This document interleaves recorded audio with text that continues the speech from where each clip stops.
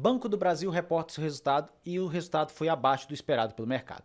E no dia de hoje vocês podem ver que a cotação caiu apenas 1,93% e muitos esperavam a queda bem mais acentuada do papel.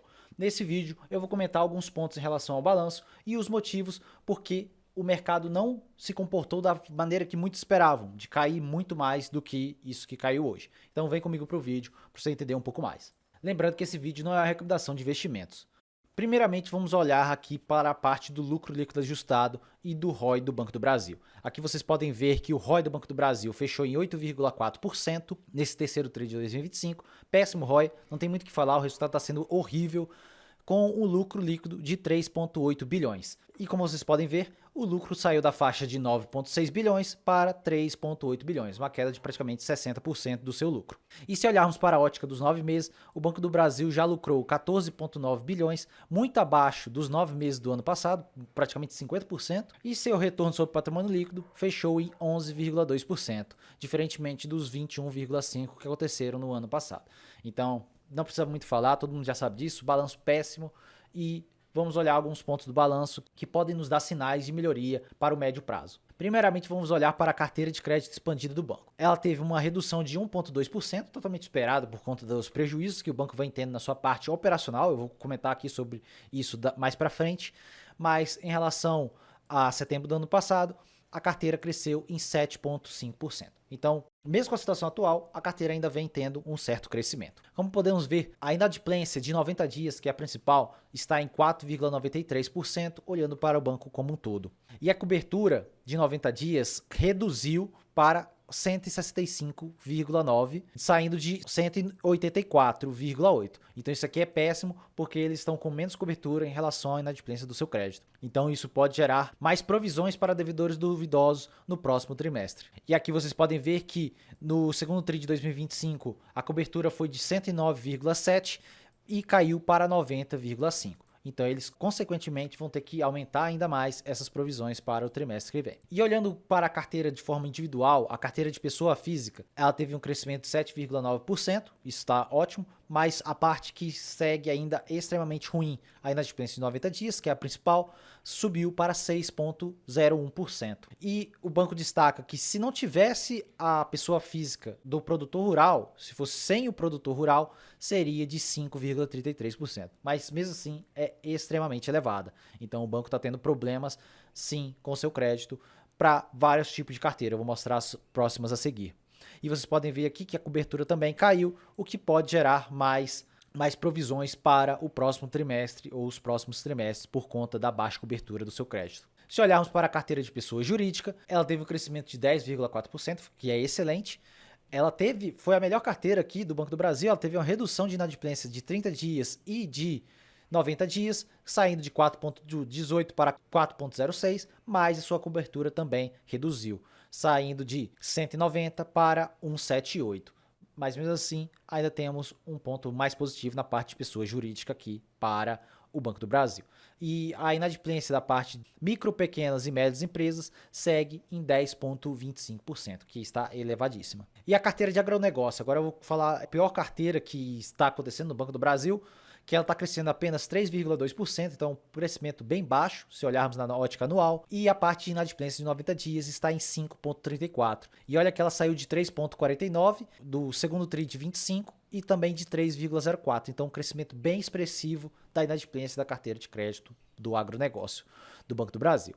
E uma parte ruim também é que o índice de cobertura caiu de 206% para 170%. Então, deu uma piorada. Provavelmente eles vão ter que aumentar isso para os próximos trimestres. E eles destacam também clientes em recuperação de judicial. Olha o crescimento desses clientes. Saiu de 608 em dezembro de 24 para 928 clientes em recuperação judicial. Eles destacam também o saldo total que está em recuperação judicial, que é de mais de 10,6 bilhões. Então é um saldo bem elevado na sua carteira de crédito em recuperação judicial. Agora eu vou destacar o principal ponto que salvou esse balanço do Banco do Brasil. Que balanço péssimo, não tem muito o que falar, que são, novamente, as suas participações em outras empresas.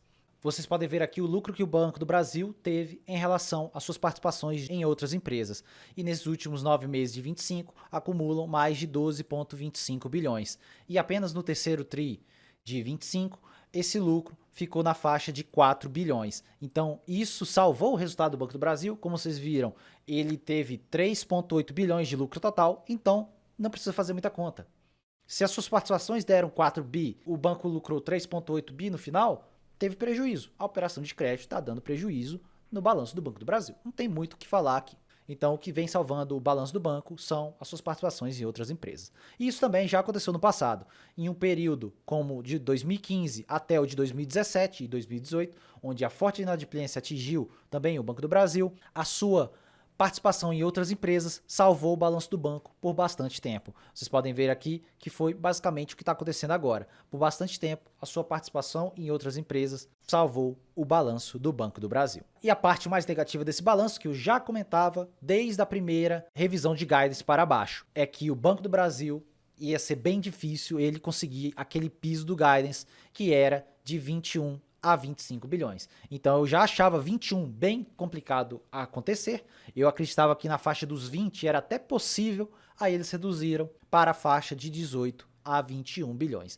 Então vocês podem ver que sim, o Banco do Brasil está péssimo resultado, mas ainda tem um ponto que eu vou destacar para vocês no final desse vídeo. E uma parte interessante também, que o custo do crédito saiu de 53 a 56 para 59 a 62. Então isso demonstra que a concorrência está muito grande e muitos players estão tendo que entregar para seus clientes ali pelo menos uma carteira que renda alguma coisa bem perto do CDI, um 90% CDI, 92% CDI, porque a concorrência está bem forte no setor.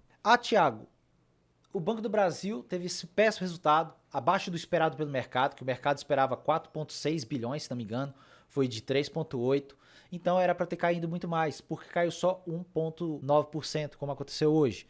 Um fato que eu olho, obviamente que é apenas uma janela, não consegui outras janelas antigas, mas a última janela que aconteceu uma queda tão forte do lucro do Banco do Brasil foi essa que eu destaquei, de 2016 a 2018, e o mesmo aconteceu naquele período. Observem essa linha em marrom, claro, essa outra aqui são as cotações do Banco do Brasil, onde ela está caindo nessa parte daqui, desse período aqui, e observem que mesmo o lucro por ação caindo, as cotações do Banco do Brasil continuaram subindo, porque o Ibovespa estava em bull market.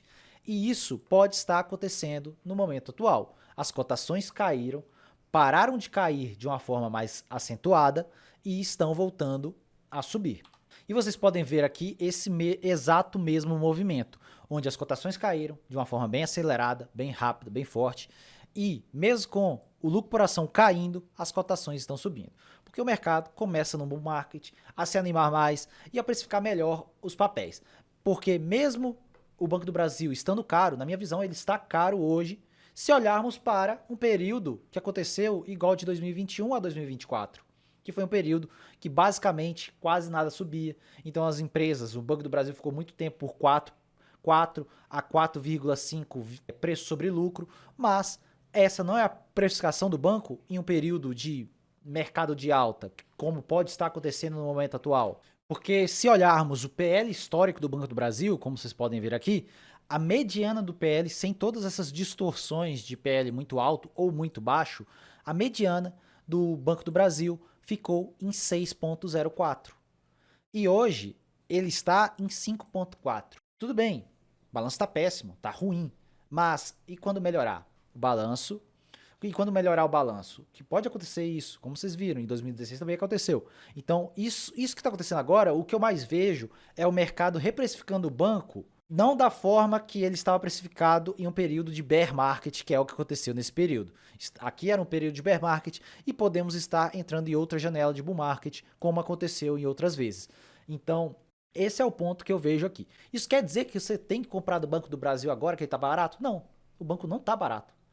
Eu vou mostrar para vocês que o Banco do Brasil está extremamente caro se olharmos em outros quesitos, principalmente como dividendos. Um ponto fundamental é que nessa precificação atual do Banco do Brasil, de R$ 22,35, com o balanço atual que ele vai entregar, aqui na minha perspectiva, é de 19 bilhões para esse ano. Então, é na média praticamente daquele guidance que eles deram. Ele vai entregar apenas um yield de 4,47%. Extremamente baixo. Extremamente baixo. Mas, Se houver melhora para os próximos anos, o banco pode voltar a entregar um dividendo bem melhor que esse. Esse de 2026, eu estou sendo conservador, eu coloquei o balanço como 24 bilhões e pode ser um pouco mais que isso.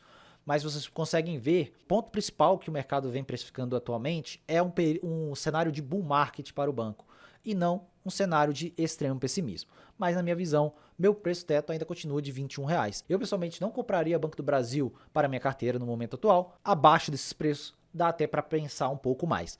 Mas como vocês podem ver, é um cenário bem ruim. O PL hoje fica em 6,71, fica naquela mediana que eu mostrei para vocês. Então por isso que o banco deve estar precificado mais ou menos no PL que ele está mesmo. Porque o mercado está precificando um cenário de bull market para o mercado brasileiro e algumas ações. Vocês podem ver o Banco Itaú já mais de 10 vezes lucro. Ele está reprecificando os outros bancos, mesmo com o balanço não estando tão bom assim como deveria estar. Mas essa é a minha visão em relação ao banco. Por que eu falo isso? Porque aconteceu a mesma coisa de 2017 a 2019.